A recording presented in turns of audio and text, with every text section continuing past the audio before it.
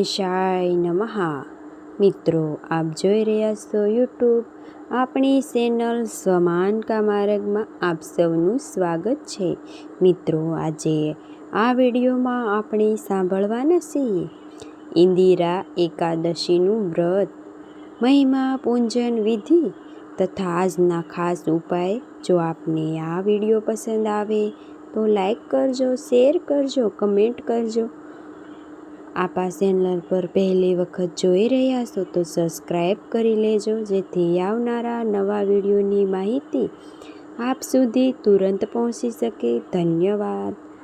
મુકુમ કરોતિ પાંચાલયમ પરઘુતમ લઘોયંતે ગિરિમ યહ કૃપાપાતમ વંદે પરમાત્મનમ.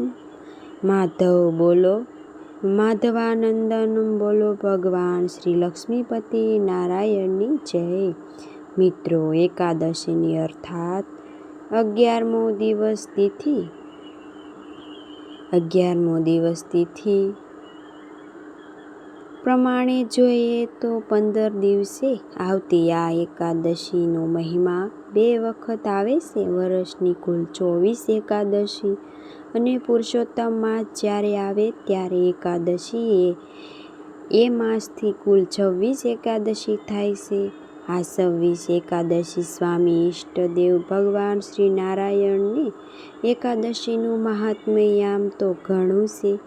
જો આ 26 એકાદશી ના થાય તો દેવસ્યની એકાદશી અને દેવ ઉઠની એકાદશી જે આ ચાતુર્માસ દરમિયાન આવે છે એકાદશીનું વ્રત કરી શકાય છે. જે ભક્તો નિત્ય એકાદશીનું વ્રત કરે છે તેમાં આ ભાદરવા માસમાં વદ પક્ષની પિતૃ એકાદશી ઇન્દિરા એકાદશીનું મહાત્મ્ય ઘણું છે. કારણ કે અત્યારે પિતૃપક્ષ ચાલી રહ્યો છે, ત્યારે આ એકાદશીનું વ્રત કરવાથી પિતૃને તૃપ્તિ તો મળે છે, પિતૃઓને આશીર્વાદ મળે છે. આશીર્વાદ તો પ્રાપ્ત થાય છે, માન્યતા એવી પણ છે ઇન્દિરા એકાદશીનું વ્રત કરવાથી હજારો વર્ષોનું તપસ્યા, કન્યાદાનનું પુણ્ય સમેત ઘણા શુભ ફળોનું પ્રાપ્ત થાય છે. આ ઇન્દિરા એકાદશીનું વ્રત રાખવાવાળા જાતકોની 7 પેઢીના પિતૃ તૃપ્ત થાય છે. આજે લક્ષ્મી નારાયણનું પૂજન થાય છે. ભગવાન શ્રી નારાયણ હરિ સાથે લક્ષ્મી દેવીની કૃપા પ્રાપ્ત થાય છે.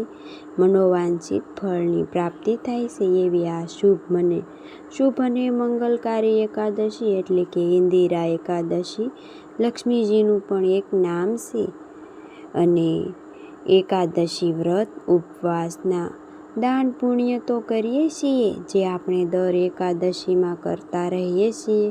પરંતુ આજે વિશેષ આ એકાદશી આજે આપણે આપણા પિતૃઓને પણ યાદ કરીએ છીએ, સમર્પણ કરીએ છીએ, તેમની તિથિ ઉજવીએ છીએ અને પિતૃઓને નિમિત્તે ખાસ તર્પણ, શ્રાદ્ધ, પિંડદાન આદિ પણ કરીએ છીએ, જે શુભ ફળ આપનાર છે. ઇન્દિરા એકાદશીનું વ્રત રાખવાની વૈકુંઠ ધામની પ્રાપ્તિ થાય છે અને પૂર્વજોના નામે દાન પુણ્ય કરવાની પૂર્વજોના આશીર્વાદ પણ પ્રાપ્ત થાય છે. એવી આ મહા એકાદશી એટલા માટે આ ભાદરવા માસની એકાદશીની તિથિ મહાત્મ્ય ઘણું છે. શાસ્ત્રમાં આપણા ઋષિ મુનિઓએ પાપ પુણ્ય, સ્વર્ગ નરક આદિનો વિચાર ધ્યાનમાં લઈને મનુષ્યને સારા માર્ગે ચાલવા માટે, સારા કર્મ કરવા માટે વ્રત, જપ, તપ, ઉપવાસને જે સૂચન આપેલું છે તેમાં એકાદશીનું મહાત્મ્ય ઘણું છે. એકાદશી કે જે વ્રતનો રાજા સમાન છે તિથિ છે. આ દિવસે જે ભક્તો ભગવાન શ્રી નારાયણના વ્રતનો સંકલ્પ કરે છે, વ્રત ઉપવાસ કરે છે એટલે કે અન્નનો ત્યાગ કરે છે, તેના શરીરમાં રહેલા દોષો, પાપ શાંત થાય છે અને મનની, તનની શુદ્ધિ થાય છે, બુદ્ધિની શુદ્ધિ પણ થાય છે. માત્ર 15 દિવસે આવતું આ વ્રત વૈજ્ઞાનિક કારણ પ્રમાણે જોઈએ તો પણ શરીર સ્વાસ્થ્ય માટે એકાદશીનું વ્રત ઉત્તમ છે. કારણ કે 15 દિવસે આપણે 15 દિવસે આપણે જો અન્નનો ત્યાગ કરીએ તો શરીરને આરામ પણ મળે છે. પિતૃમોક્ષ આપનાર ઇન્દિરા એકાદશીનું મુહૂર્ત વિશે આપણે જાણી લઈએ કે તિથિ ક્યારે છે, આરંભ ક્યારે થાય છે. ઇન્દિરા એકાદશીની તિથિ પ્રારંભ થાય છે તારીખ 16 સપ્ટેમ્બર 2025 મોડી રાત્રે લગભગ 12:21 આ તિથિ પૂર્ણ થાય છે તારીખ 17 સપ્ટેમ્બર 2025 રાતના લગભગ 11:30 આસપાસ. ઉદયા તિથિ અનુસાર જોઈએ તો આ એકાદશીનું વ્રત તારીખ 17 સપ્ટેમ્બર 2025 બુધવારના દિવસે રાખવાનું રહેશે.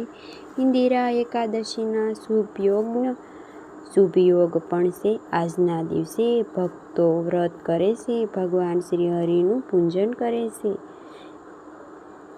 તેની મનોકામના પૂર્ણ થાય છે. તેની દરેક મનોકામના પૂર્ણ થાય છે ત્યાં સુધી કે પિતૃઓની કૃપાની સાથે મોક્ષની પ્રાપ્તિ થાય છે. આ માટે એકાદશીના પારણા તારીખ 18 સપ્ટેમ્બર 2025ના દિવસે સવારે લગભગ 6 થી 6:30 વાગ્યા સુધી કરવાના રહેશે. આ ઇન્દિરા એકાદશીની પિતૃ શ્રાદ્ધ દરમિયાન આવે છે, માટે ઇન્દિરા એકાદશીનું શ્રાદ્ધ એકાદશી પણ કહેવાય છે. પિતૃઓની એકાદશીનું પણ કહેવાય છે. પિતૃ નિમિત્તે તર્પણ, દાન, પુણ્ય કરી શકાય છે. ભગવાન પાસે વ્રતની ક્ષમા પ્રાર્થના કરાય છે. ભૂલે ચૂકે ક્ષમા માંગવી જોઈએ અને ત્યારબાદ આ વ્રતની પૂર્તિ થાય છે. હવે આપણે જાણી લઈએ કે એકાદશીની પૂજન વિધિ વિશે. ભક્તો આ વ્રત કરવા માંગે છે તેઓને સવારે વહેલે ઉઠીને સ્નાન આદિ પરવારી શુદ્ધ વસ્ત્ર ધારણ કરીને ત્યારબાદ ભગવાન શ્રી નારાયણ વ્રતનો સંકલ્પ કરે છે. પૂજા મંદિર પાસે આવીને મંદિરની સાફ સફાઈ કરીને આપણા ઈષ્ટદેવ સાથે પણ ભગવાન શ્રી હરિની કોઈ પણ મૂર્તિ, ફોટો હોય તો તેની પૂજા થાય છે. કુંભ સ્થાપન કરીને ભગવાન શિવની મૂર્તિ, ફોટો આદિ સ્થાપન કરીને પણ પૂજા થઈ શકે છે. આ વ્રત દરેક ઉંમરના દરેક લોકો કરી શકે છે. ભાઈ બહેન બધા પૂજાની શરૂઆત કરીએ ત્યારે સંકલ્પ લેવાનો હોય છે કે વ્રત કેવી રીતે કરવું. આ વ્રતમાં આમ તો ઉપવાસ જ કરવાનો હોય છે, અન્નનો ત્યાગ કરવો, પરંતુ શરીર સાથ ન આપતું હોય તો વ્રત કરવાની ઈચ્છા હોય તો એક ટાઈમ ભોજન લઈ શકાય છે અને વ્રત ના કરવું હોય તો વ્રતનું ન થતું હોય તો પણ આજે ભગવાનની પૂજા વિધિ કરી શકાય છે. મંદિરમાં જઈને દર્શન કરી શકાય છે અથવા દાન પુણ્ય કરી શકાય છે. આ વ્રતની વિધિ પુરાણમાં બતાવવામાં આવી છે કે આ ઇન્દિરા એકાદશીના દિવસે વ્રતનો સંકલ્પ થાય પછી પૂજન આરંભ થાય. ભગવાનની મૂર્તિ કે ફોટો હોય તો મૂર્તિ હોય તો તેને સ્નાન કરાવાય છે, કારણ કે મૂર્તિમાં આંખ છે, હાથ છે, પગ છે, એટલે કે મૂર્તિની પૂજા જેમ કે આપણે મનુષ્ય સ્નાન આદિ કરીએ છીએ, વસ્ત્ર પરિધાન કરીએ છીએ, તેવી જ રીતે આ થાય છે. મંદિરમાં દર્શન કરી શકાય છે. જ્યારે ચિત્રજી હોય છે તો તેને સાફ વસ્ત્રથી સાફ કરીને તેનું પૂજા થાય છે. મૂર્તિ હોય તો ગંગાજળથી સ્નાન, શુદ્ધ જળથી સ્નાન કરાવવાની, પંચયજ્ઞ અથવા પંચામૃતથી સ્નાન કરાવી શકાય છે. શુદ્ધ જળથી સ્નાન કરાવી શકાય છે. સુંદર વસ્ત્ર પરિધાન કરાવવું, શૃંગાર આદિ ભગવાનને ધરવું, ત્યારબાદ ભગવાનને તુલસી દળ સમર્પિત કરવા. તુલસી પત્ર અર્પિત કરવાથી સર્વે પાપ નષ્ટ થાય છે એવો મહિમા છે. તુલસી પત્ર પ્રભુને શ્રી ચરણોમાં સમર્પિત કરવાનો. આજે એકાદશીના દિવસે તુલસી પૂજન કરીને પ્રભુના ચરણોમાં ધરવા માટે તુલસી પત્ર તોડી શકાય છે, પોતાના ઉપયોગ માટે નહીં. ભગવાનને આપણે ભોગ સમર્પિત કર્યો છે તેમાં એક તુલસી દળ રાખવું, ધૂપ, દીપ, નૈવેદ્ય, આરતી સાથે પ્રભુનું પૂજન કરવું. ત્યારબાદ વ્રત કથા સાંભળવી, પ્રસાદ લેવું. આ વ્રત કર્યું હોય તો ઉપવાસમાં ચા, દૂધ, કોફી, ફળ, ફલાદી, જ્યુસ આદિ લઈ શકાય છે. એક ટાઈમ ભોજનનું નિયમ સે લીધું છે. નિયમ લીધું હોય તો તેમાં સાત્વિકતા રાખવી. શ્રીમદ ભાગવત ગીતાનો પાઠ સાંભળવી શકાય છે. ભાગવત મહાપુરાણ કથા, વિષ્ણુ સહસ્ત્ર નામ પાઠ જો સમય હોય તો જરૂર સાંભળવું જોઈએ. બહાર ગામ જવાનું થતું હોય તો વ્રત કર્યું હોય તો પારકું અન્ન ન ખાય તેનું ધ્યાન રાખવું. બહેનો જો માસિક ધર્મમાં હોય તો વ્રત કરી શકે છે. પૂંજા ન થાય અને અત્યારે ત્યાં સુધી શ્રાદ્ધ પક્ષ ચાલુ છે માટે બહેનોએ અલગ વ્યવસ્થા રાખવી. પોતાની કોઈ પણ શુદ્ધ વસ્તુ કે શ્રાદ્ધમાં ઉપયોગમાં આવે છે, પૂંજામાં ઉપયોગમાં આવે છે તેને અડકવી નહીં. અને આ ઇન્દિરા એકાદશીનું મહાત્મ્ય એટલે પણ વધી જાય છે કે આજે આપણે પિતૃ શ્રાદ્ધ પણ નાખીએ છીએ, એકાદશીનું વ્રત પણ કરીએ છીએ. પિતૃઓને અત્યંત તૃપ્ત મળે છે.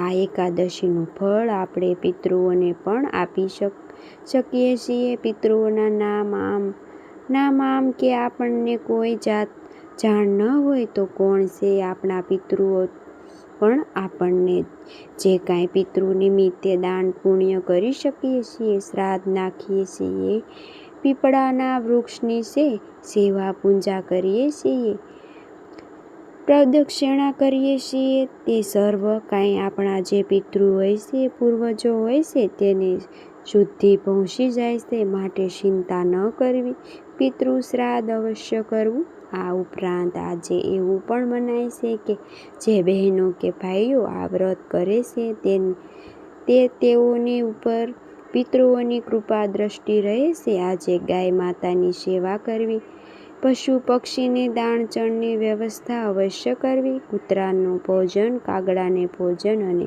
કીડિયારું પૂરવી, ફૂલની પાંખડીના રૂપે અવશ્ય કરવું જેથી આપણા જીવનમાં સુખ સમૃદ્ધિ બની રહે.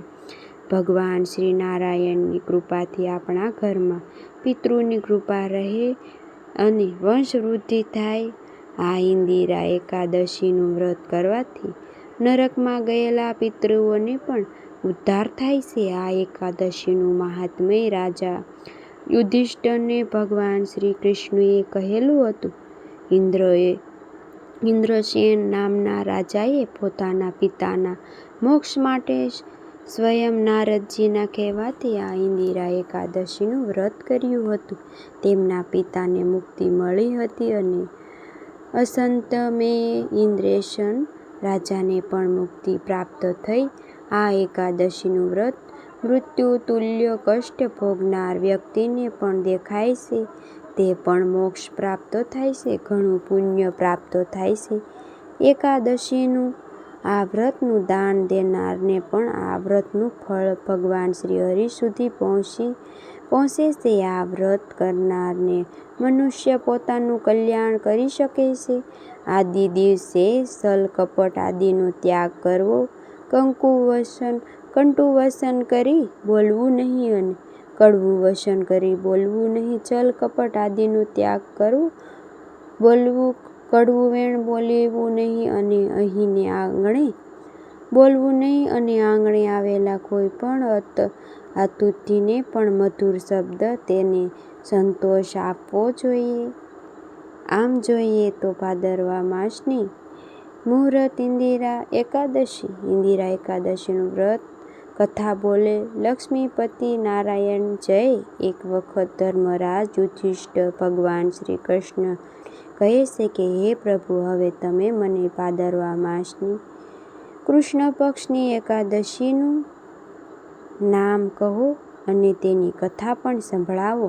આ એકાદશી કયા નામથી ઓળખાય છે તથા તેનું વ્રત કેવી કરવાથી શું ફળની પ્રાપ્તિ થાય છે, સર્વે કાંઈ સંભળાવો. આ સાંભળીને ભગવાન શ્રી કૃષ્ણ કહે છે કે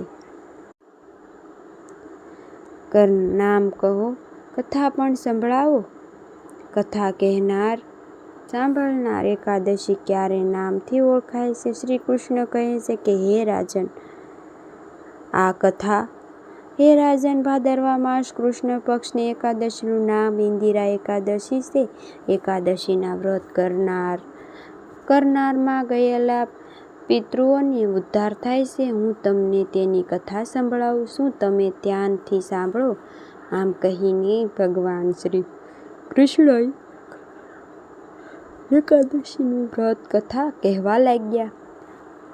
ભગવાન શ્રી કૃષ્ણ ઇન્દિરા એકાદશીનું વ્રત કહેવા લાગ્યા. પ્રાચીન સતયુગમાં મહિષર નામની નગરીમાં ઇન્દ્રસેના નામના પ્રતાપી રાજાનું રાજ્ય કરતા હતા. તે સંતાન, પૌત્ર, ધન, ધાન્ય આદિ પૂર્ણ થતા સૌ શત્રુઓના નાશ કરનાર હતા.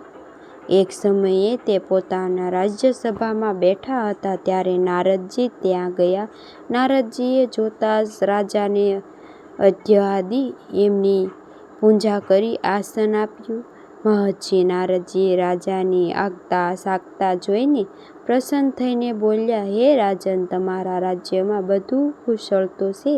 હું તમારી ધર્મ પરાયણતાથી જોઈને અત્યંત પ્રસન્ન છું. ત્યારે રાજા કહે છે કે હે મહર્ષિ, તમારી કૃપાથી મારા રાજ્યમાં બધું સુખપૂર્વક છે. સુખપૂર્વક તમારી કૃપાથી મારા સમસ્ત યજ્ઞ કર્મ આદિ સફળ થઈ ગયા છે. હવે દેવ અને તમારી શી આજ્ઞા છે? આ સાંભળીને નારદજી કહે છે કે હે રાજન, મને એક મહાન આશ્ચર્ય થાય છે કે જ્યારે એક સમયે બ્રહ્મલોકમાં ગયો હતો, ત્યારે યમરાજની સભાની મધ્યમાં તમારા પિતાને બેઠેલા જોયા. તમારા પિતા મહાન યાજ્ઞિક, દાની અને ધર્માત્મા હતા. તેઓ એકાદશીનું વ્રત તૂટી જવાથી યમલોકમાં ગયા છે. તમારા પિતાએ મારા જોડે તમારા માટે સમાચાર મોકલ્યા છે કે હે મુનિવર, તમે મારા પુત્રની પાસે જાઓ. મારા પુત્રનું નામ ઇન્દ્રસેન છે. મહેશમિતિ નગરીમાં રાજ્ય કરે છે. મને કોઈ પૂર્વજન્મ દોષને કારણે ખબર કર્મને કારણે આ યમલોક પ્રાપ્ત થયું છે. જો તમે મારો પુત્ર ઇન્દ્રસેન ભાદરવા માસના કૃષ્ણ પક્ષની ઇન્દિરા એકાદશીનું વ્રત કરે અને વ્રત પૂર્ણ કરે આપી દે તો મારી મુક્તિ થઈ જાય અને આ લોકમાંથી હું છુટકારો સ્વર્ગલોક વાસ કરી શકું છું. જ્યારે રાજાએ આવા દુઃખપૂર્ણ વાક્યો સાંભળ્યા તો તેમને ઘણું દુઃખ થયું અને ઇન્દિરા એકાદશીના વ્રતની વિધિ તેઓ નારદજીને પૂછવા લાગ્યા. ત્યારે નારદજી કહેવા લાગ્યા કે હે રાજન, ભાદરવા માસની કૃષ્ણ પક્ષની દશમીને દિવસે પ્રાતઃકાળ સંધ્યા સહિત સ્નાન કરવું જોઈએ. પછી બપોરે પણ સ્નાન કરવું જોઈએ. સમયે જળમાંથી નીકળીને શ્રાદ્ધપૂર્વક પિતાઓને શ્રાદ્ધ કરવું અને આ દિવસે એક સમય ભોજન કરવું. રાત્રે પૃથ્વી પર સમય કરવું. આ બીજા દિવસે અર્થાત એકાદશીના દિવસે પ્રાતઃકાળે દાન પુણ્ય કરવું અને સ્નાન કર્યા પછી ભક્તિપૂર્વક વ્રત ધારણ કરવું અને કહેવું જોઈએ કે હું આજે નિરાહાર રહીશ અને સમસ્ત ભોગોનો ત્યાગ કરીશ. તે પછી કાલે ભોજન કરીશ એટલા કે બારસના દિવસે પારણા કરીશ. હે પ્રભુ, હે ભગવાન, તમે મારી રક્ષા કરનાર છો. તમે મારા વ્રતને નિભાવજો. આ પ્રકારે આચર્ય કરીને બપોરના સમયે શાલિગ્રામ ભગવાન શિવની મૂર્તિ સ્થાપન કરવી, ઉત્તમ બ્રાહ્મણને બોલાવીને ભોજન કરવું અને દક્ષિણા આપવી. ભોજનમાંથી થોડો ભાગ ગાયને આપવો. ભગવાન વિષ્ણુને ધૂપ દીપ નિવેદ આદિ તુલસી દલ આદિ પૂજા કરવી અને રાત્રિએ જાળવું કરવું કે આ ઉપરાંત દાસ્તીના દિવસે મૌન થઈને બધું બાંધવો સહિત ભોજન કરાવવું. નારદજી રાજાને કહે છે કે હે રાજન, ઇન્દિરા એકાદશીના વ્રતની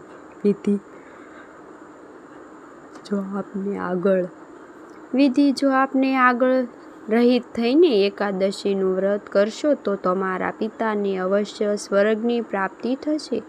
રાજાએ આ સાંભળીને ઇન્દિરા એકાદશીનું વ્રત કરવાનો મનોમન સંકલ્પ કર્યો. જ્યારે આ એકાદશી આવતી ત્યારે વિધિપૂર્વક વ્રત કર્યું. બધું બાંધવો સહિત આ વ્રત કરવાથી આકાશમાંથી પુષ્પવર્ષા થઈ અને રાજાના પિતા યમલોકમાંથી રથમાં બેસીને સ્વર્ગમાં ગયા. રાજા ઇન્દ્રસેન પણ આ એકાદશીને વ્રત પ્રભાવથી સમય રહેતા આ લોક સુધી ભોગીને અંતે સ્વર્ગલોક પામ્યા. શ્રી કૃષ્ણ રાજા યુધિષ્ઠિરને કહે છે કે હે ધર્મરાજ, મેં ઇન્દિરા એકાદશીનું મહાત્મ્ય તમારી પાસે કહી સંભળાવ્યું છે. જે મનુષ્ય આ કથા સાંભળે છે, વાંચે છે, પાઠ કરે છે, સર્વ પાપોમાંથી મુક્ત થાય છે. આ લોકમાં સઘળા ભોગો ભોગવીને અંતે વૈકુંઠમાં ચિરકાલ સુધી વસે છે. એવી રીતે બ્રહ્માવર્તન પૂર્ણિમામાં ભાદરવા માસના વદ પક્ષની એકાદશી ઇન્દિરા એકાદશી મહાત્મય કહેવામાં આવ્યું છે. બોલો ભગવાન શ્રી લક્ષ્મીપતિ નારાયણની જય. મિત્રો, મને સાંભળવા માટે ધન્યવાદ. આપણે સાંભળ્યું ઇન્દિરા એકાદશીનું વ્રત, કથા, મહિમા, પૂજન વિધિ અને મને આશા છે કે આપને આ વિડીયો પસંદ આવ્યો હશે. ઓમ નમો શ્રી મહાલક્ષ્મી વહેમ વિષ્ણુ પત્ની ધીમહિ ધિયો યોના લક્ષ્મી પ્રચોદયા. ઓમ નમો નારાયણ વિને વાસુદેવાય ધીમહિ ધિયો યોના વિષ્ણુ પ્રચોદયા. બોલો ભગવાન શ્રી લક્ષ્મીપતિ નારાયણની જય. મને સાંભળવા માટે ધન્યવાદ. આપ સૌને મારા જય શ્રી કૃષ્ણ.